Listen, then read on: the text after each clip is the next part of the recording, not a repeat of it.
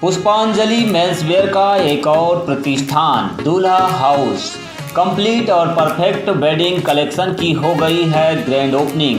शादी ब्याह की खरीदी के लिए चले आइए अब हमारे नए प्रतिष्ठान में, जहां आपको मिलेगा कोट सूट, ब्लेजर, शेरवानी के साथ ब्लैकबेरी कंपनी के किफ़ायती जैकेट और सूट ब्लेजर, मान्यवर कंपनी के ब्रांडेड कुर्ता पाजामा, जैकेट, साफा मोजड़ी, dupatta, party wear, Indo western का एक से बढ़कर एक कलेक्शन।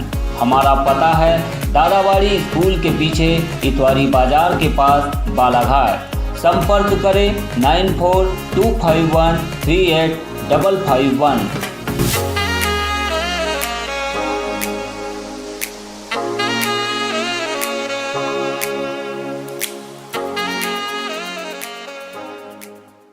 स्कूलों में भोजन बनाने वाले रसोइया समूह ने शुरू की अनिश्चितकालीन हड़ताल। कोरोना संकट काल से अब तक का नहीं मिला है वेतन।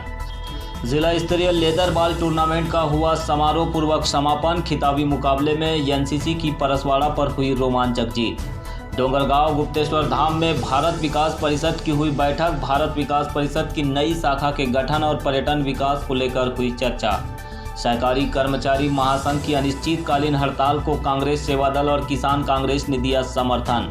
उमेद लिल्लारे ने कहा, वेतन मांग रहे कर्मचारी, सरकार की कुर्सी नहीं।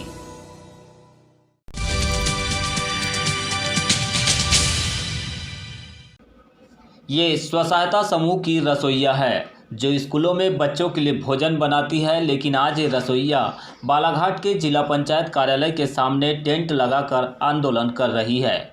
इनका कहना है कि शासन प्रशासन ने लॉकडाउन के दौरान जुलाई 2020 से उन्हें कोई भी मानदेय राशि नहीं दी है, जिससे उन्हें अपने परिवार का भरण पोषण करने में तकलीफ उठानी पड़ रही है।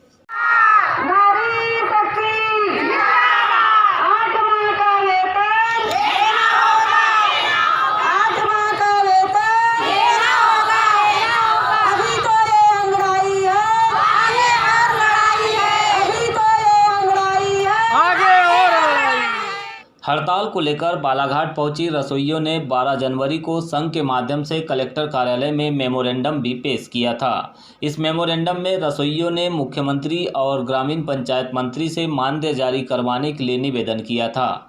इस निवेदन का शासन प्रशासन पर कोई असर नहीं हुआ, लिहाजा अब उन्हें अनिश्चितकालीन हड़ताल शुरू करनी पड़ी है। कोरोना काल से अभी तक के जो हमारी मांगे पेमेंट था, मानदेय, वो नहीं मिला। सबसे पहले मुख्य रूप से तो वो हमको दिया जाए। दूसरी मांग हमारी ये है कि हमारे जो महिलाएं हैं रसोइया बाई, वो समूह से ही जुड़ी रहती है। समूह संगठन जो गवर्नमेंट ने पंजीकृत कर दिए हैं, तो उनसे ही कई महिलाएं हैं, तो गवर्नमेंट उनको जो राशि देना चाहिए समूह के खाते में, वो भी सुनिश्चित रूप से नहीं दी जा रही है। वो भी 2 महीना 4 महीने के लेट आ रही है। इस वजह से भी हमारी महिलाएं समूह के जितने भी सदस्य 10 लोग 12 लोग जो भी, तो वो काफ़ी परेशान हो जाते हैं। क्योंकि सर आप ही बताइए कि एक टाइम का एक परिवार में खाना चलाने के लिए 2000 रुपये में नहीं चला पाते, तो परिवार का खाना चलाने के लिए हम क्या करें? उसमें तो 100, 200, 150 बच्चों के से ज़्यादा ही रहता है और 4-4 महीने तक पेमेंट अगर नहीं दिया जाएगा तो क्या करेगा समूह? स्वसहायता समूह संगठन के प्रदेश प्रभारी देवनाथ पंचेश्वर ने कहा है कि 15 फरवरी से शुरू अनिश्चितकालीन हड़ताल के बाद भी मानदेय नहीं दिया जाता है तो केंद्र एवं प्रदेश सरकार के खिलाफ भूख हड़ताल एवं आमरण अनशन भी किया जाएगा। जरूरत पड़ी तो मुख्यमंत्री के आवास का घेराव भी होगा। 15 फरवरी को हम जिला पंचायत के सामने धरना प्रदर्शन कर रहे हैं, हजारों महिलाओं की संख्या के बीच में अपनी मांगों को लेकर। अगर सरकार हमें पैसा नहीं देती है तो हम पूरे प्रदेश स्तर पर आंदोलन करेंगे, और यहाँ भी नहीं मानी तो हम जेल भरो आंदोलन करेंगे, और उसके बाद भी नहीं मानी तो हम ट्रैक रोकेंगे, रेलवे ट्रैक जाएंगे, वैनगंगा तट पर जाना पड़ेगा, हमें मजबूर होना पड़ेगा। और ऐसे भी नहीं है तो हम प्रशासन के जो हमारे विधायक, मंत्री और सांसद हैं, इनके घर जाके हम डेरा डालेंगे। श्रमजीवी पत्रकार संघ एवं आरसीसी क्लब के संयुक्त तत्वावधान में आयोजित जिला स्तरीय लेदरबॉल क्रिकेट टूर्नामेंट का खिताबी मुकाबला सोमवार को खेला गया।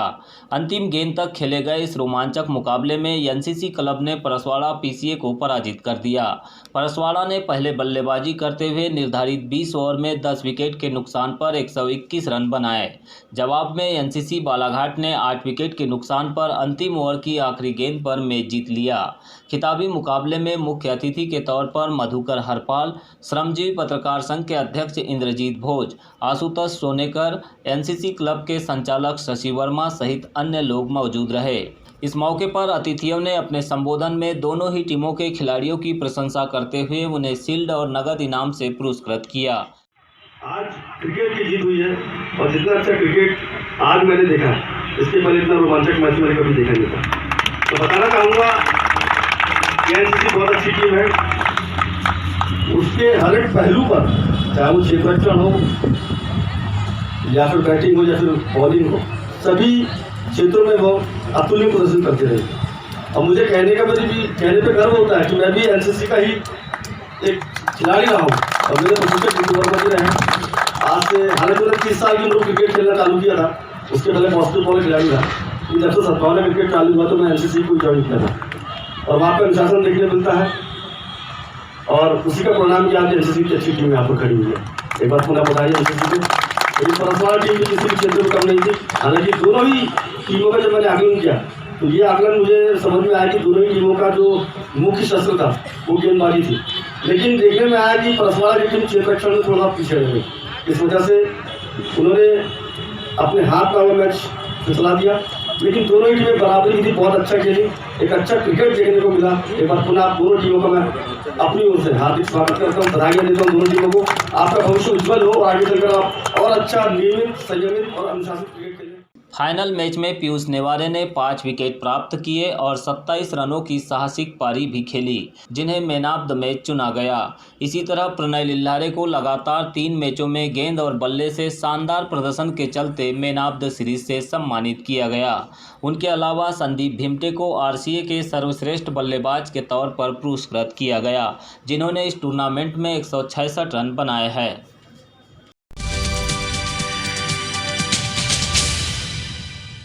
सतपुड़ा के घने वनों से घिरे बालाघाट जिले की सुरम्य वादियों में पर्यटन और दार्शनिक स्थलों की कमी नहीं है। कमी है तो बस जिले में पर्यटन और दार्शनिक स्थलों के विकास की। बालाघाट जिले के लोग वर्षों से पर्यटन के क्षेत्र में विकास के लिए टकटकी लगाए हुए हैं ताकि यहां रोजगार के अवसर पैदा हो, लेकिन दुर्भाग्य है कि इस दिशा में जिम्मेदारों ने वादों की बौछार तो की, लेकिन नतीजा सिफर ही रहा। बालाघाट जिले में पर्यटन की अपार संभावनाओं को भांपते हुए भारत विकास परिषद की इकाई इस दिशा में स्थानीय लोगों के साथ कदमताल होकर कार्य करने के लिए कमर कसे हुए है, जिसके चलते 14 फरवरी को भारत विकास परिषद के प्रांतीय संयोजक आलोक मिश्रा ने पर्यटन को लेकर जहां बालाघाट के पत्रकारों से चर्चा की, वहीं बालाघाट के धरातलीय रहस्यमयी शिव धाम डोंगरगांव में जाकर आवश्यक बैठक भी ली। गुप्तेश्वर महादेव धाम के विकास को लेकर भी चर्चा की गई, जिसमें भारत विकास परिषद के प्रांतीय संयोजक आलोक मिश्रा ने कहा कि यह शिव धाम अपने आप में अनेक रहस्य और रोमांच के साथ आस्था का गहरा असर लेकर मौजूद है और यहाँ विकास होना बहुत ही आवश्यक है ताकि स्थानीय लोगों के लिए रोजगार के अवसर बन सके। यहाँ मिश्रा ने कहा कि डोंगरगांव गुप्तेश्वर धाम पहुँच मार्ग और विकास कार्यों के लिए वन विभाग के एनओसी की समस्या को सबसे पहले हल किया जाएगा। साथ ही स्थानीय नवीन भारत विकास परिषद की प्रक्रियाओं के तहत प्रोजेक्ट बनाकर गुप्तेश्वर धाम के लिए बजट प्रदान किया जाएगा। भारत विकास परिषद से नागरमल अग्रवाल, डॉक्टर नीरज अरोरा, मुरली मनोहर श्रीवास्तव, प्रकाश चंद बागरेचा, पत्रकार हरीश लिल्लारे, इंजीनियर भुवन उपवंशी, मंडल अध्यक्ष भाजपा पवन पारधी, स्थानीय सरपंचों व अन्य ग्रामीणों ने भी स्थानीय क्षेत्र के कई गांव के पिछड़ेपन को दूर करने के लिए पर्यटन और दार्शनिक क्षेत्रों के विकास की संभावनाओं को उजागर किए। साथ ही गुप्तेश्वर धाम में रहस्यमयी पत्थरों की गुफा और सुरंगों में भक्तों के लिए सुगम रास्ते बनाने के लिए अपने अपने अनुभव बताए।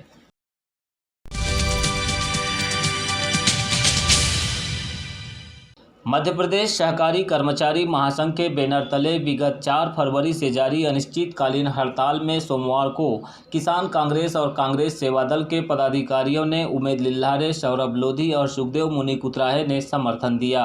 उन्होंने आंदोलनकारी सहकारी समिति के सदस्यों की मांगों को जायज़ बताते हुए कहा कि जो लड़ाई हड़ताल पर बैठने के बाद भी खत्म नहीं हो तो उसका स्वरूप बदलने की कोशिश हो तो पीछे भी नहीं हटना चाहिए, क्योंकि आप लोग सरकार से कुर्सी नहीं मांग रहे हैं बल्कि वेतन के लिए यह संघर्ष जारी है। आपको बता दें कि अपनी न्यायोचित मांगों को लेकर सहकारी कर्मचारी महासंघ के द्वारा प्रदेश स्तर पर हड़ताल की जा रही है, लेकिन अब तक सरकार की ओर से इन कर्मचारियों की एक भी मांग को स्वीकार नहीं किया गया, जिससे हड़ताल की अवधि निरंतर बढ़ती जा रही है। वहीं हजारों की संख्या में सहकारी कर्मचारी इस हड़ताल में रोजाना शामिल हो रहे हैं। जो आप लोग 4 तारीख से यहाँ बैठे हैं, आप सबको धन्यवाद देता हूँ और आप सबसे निवेदन करता हूँ शुरुआत में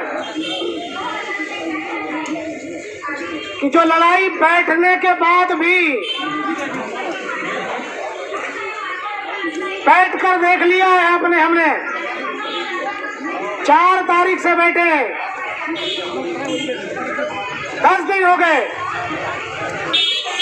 ये लड़ाई का स्वरूप भी बदलना पड़े तो उसके लिए आप लोगों को तैयार रहना चाहिए। आप लोग सब अपनी मूल मांगों को लेकर बैठे हैं। सरकार की कुर्सी मांग रहे हो कि अपनी मांग मांग रहे हो? मुख्यमंत्री की कुर्सी चाहिए कि जो काम करते हैं वो वेतन चाहिए, वेतन चाहिए ना, कुर्सी तो नहीं मांग रहे।